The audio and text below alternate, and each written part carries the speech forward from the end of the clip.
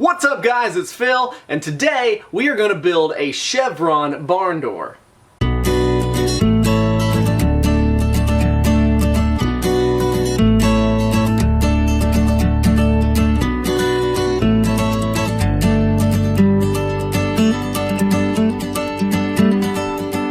So this is a quick and easy DIY. This isn't exactly professional grade, so you know, if you're looking to make professional barn doors and things like that, please watch some videos on how to make actual real doors.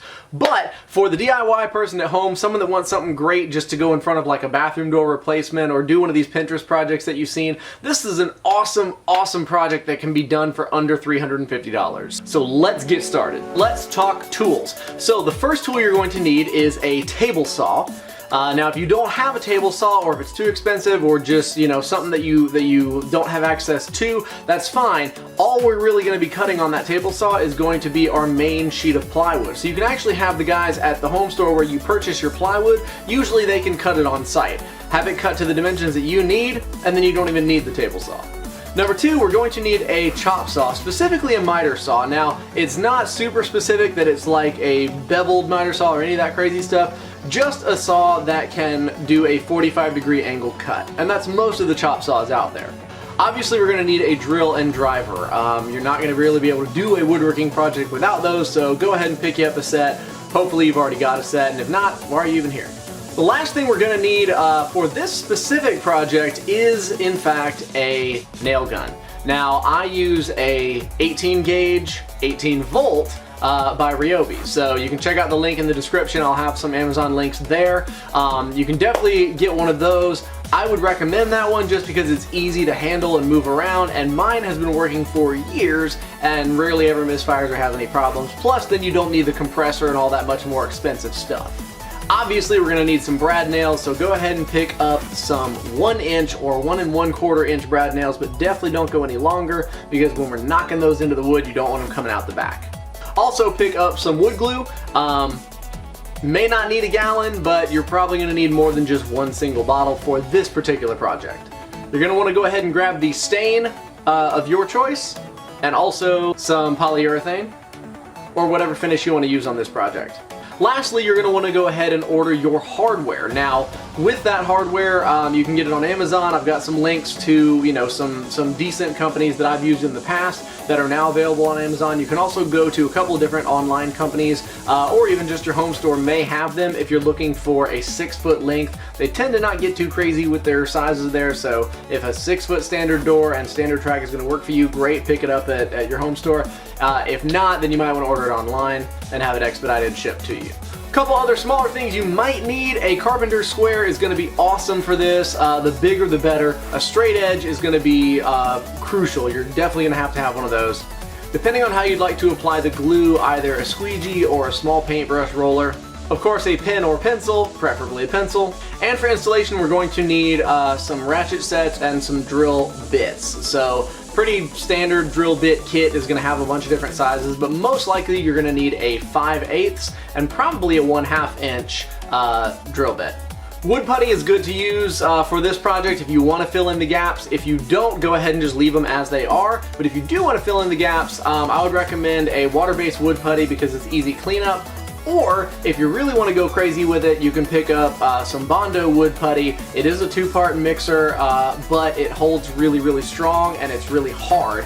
That also means you're going to be doing a lot of sanding. Speaking of sanding, it's going to be up to you how you want this door finished, whether you want to leave it rough or clean it up a lot. I'm going to clean it up a lot and make it nice and smooth, so what I'm planning on using is a orbital 6-inch sander that also hooks up to my shop vac. So I'll have the link in the description for those as well. If you've never seen those, or you're more interested in maybe using a slightly more heavy-duty one that's not going to break the bank budget-wise, the 6-inch by Rigid that I use along with the shop vac is an excellent sanding system, especially for any beginners who are just getting started. You can always hand sand it if you want to. Get yourself a block, get yourself some sandpaper. That'll cost like $6. It's not really that bad. So go ahead and do that. It's just going to take a lot longer. But this is a homespun DIY project that you were doing yourself. You're not trying to go into production doing these. So by all means, if you want to hand sand the whole thing, go for it. You'll get a nice little sense of I did that at the end of this project.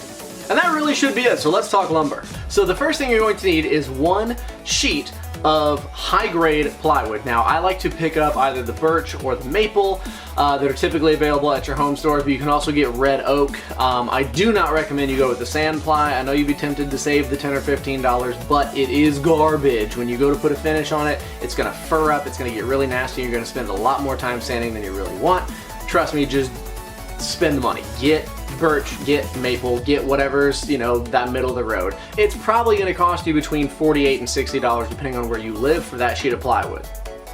If you don't want to use your table saw, or if you don't have one, go ahead and have that cut down to the total dimensions of the door that you need, but subtract 1.5 inches from the width and 2 inches from the height.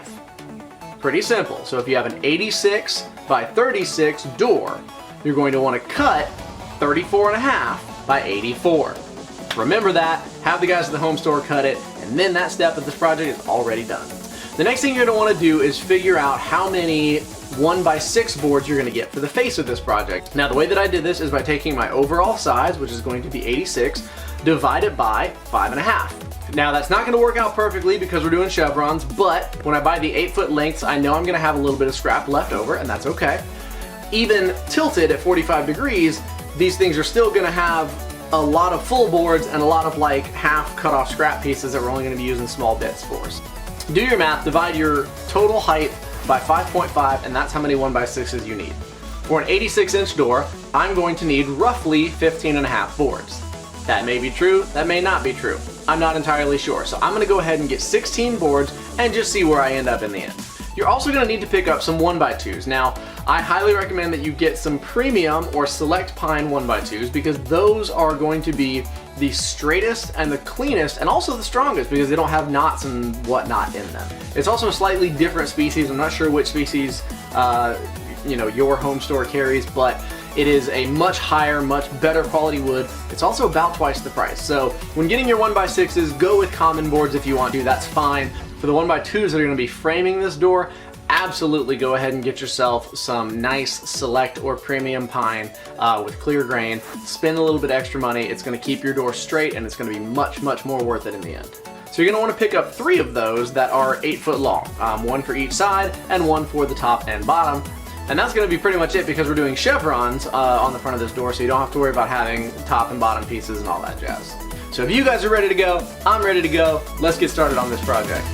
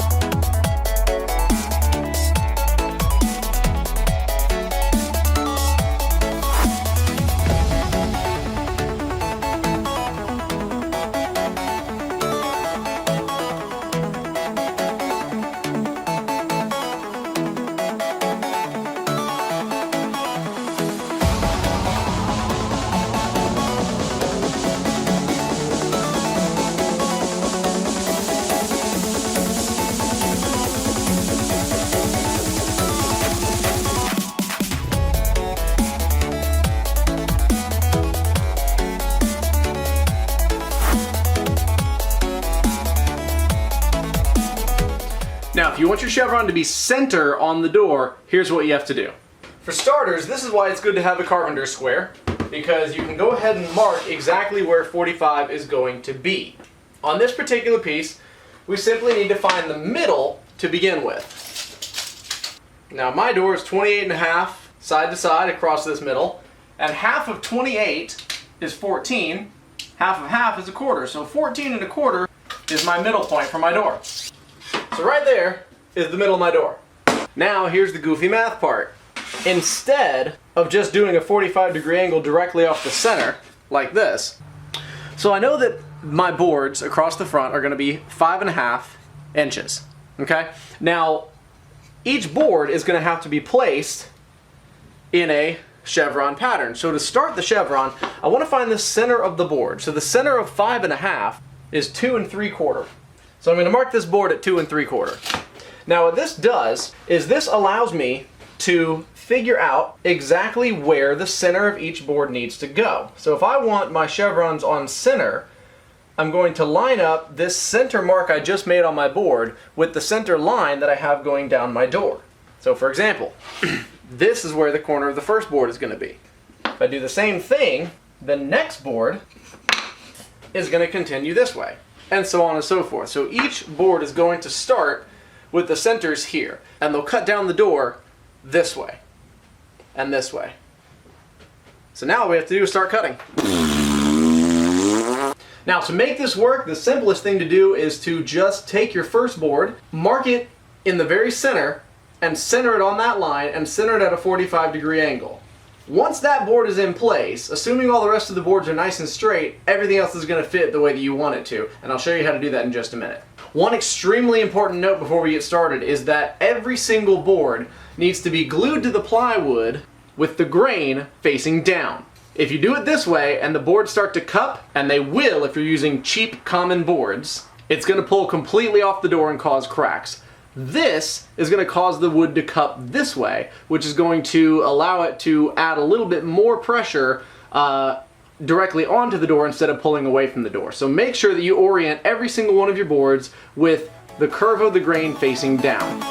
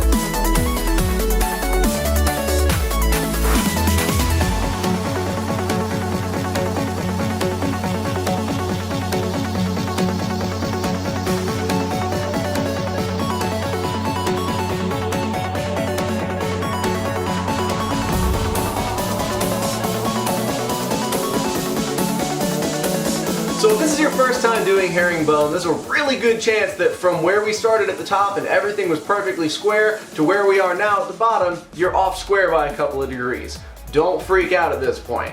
What you can do to solve this problem is simply figure out how many degrees off you are and make your cuts to make up for that. I know that's a lot easier said than done, but the way we're going to do that is by putting a piece in place and simply marking where we need to cut. Cut a little fat, and then you have a little bit more material that you can continue cutting off if your angle wasn't correct the first time. Any gaps and stuff that we have in the top, we're going to go back and fill with putty and wood filler anyway, so on this particular project I'm not totally concerned. Plus, this cheapo garbage lumber never straight, never clean, never flat, so don't really worry about it. If anything, it just adds to the narrative.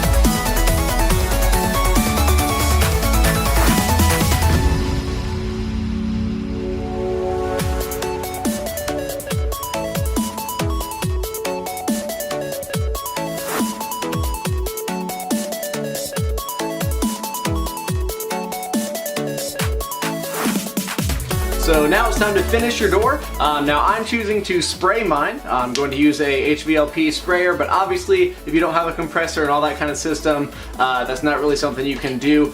Please feel free to roll the doors with a roller, feel free to use spray paint cans or stain it by hand. A lot of times these doors look a lot prettier stained, but I've not done one painted before, so I wanted to go ahead and do that. But you know, stain it, polyurethane it, you know, do whatever you want as far as the way you want to finish it, but I'm going to go ahead and get spraying on mine. We'll get this thing finished up.